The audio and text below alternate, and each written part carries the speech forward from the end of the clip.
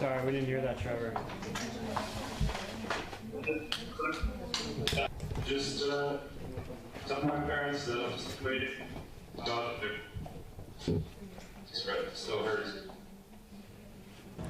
We have just learned of a very dramatic prisoner swap that took place in Europe involving a U.S. Marine veteran named Trevor Reed, who's been jailed since 2019 in Russia. He's been traded in Europe for a Russian cocaine smuggler by the name of Konstantin Yaroshenko, who has been imprisoned in federal prison in Connecticut here in the United States.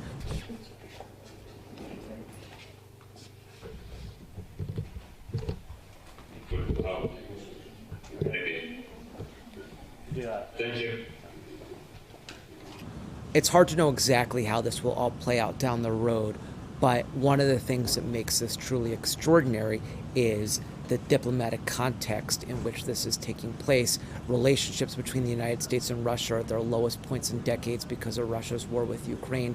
So there's been clear antagonism between these two global powers. So the fact that they were able to make any sort of agreement or reach any sort of resolution is pretty striking and remarkable. I would imagine it's a wonderful day for the entire Reed family. They have really pushed the different levers of government to try to make this happen. They've met with different officials. They have really pressed Trevor's case and worked hard to elevate it into the public consciousness.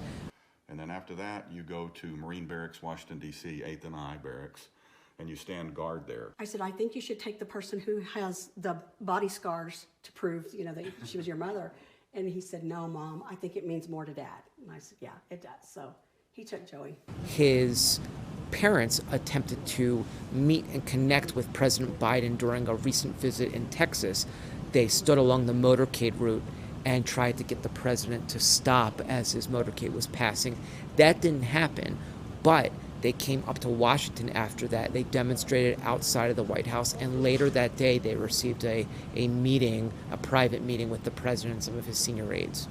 I should note that there are at least 2 other Americans who are currently jailed in Russia in addition to Trevor Reed. We have Brittany Griner, who is a star WNBA player.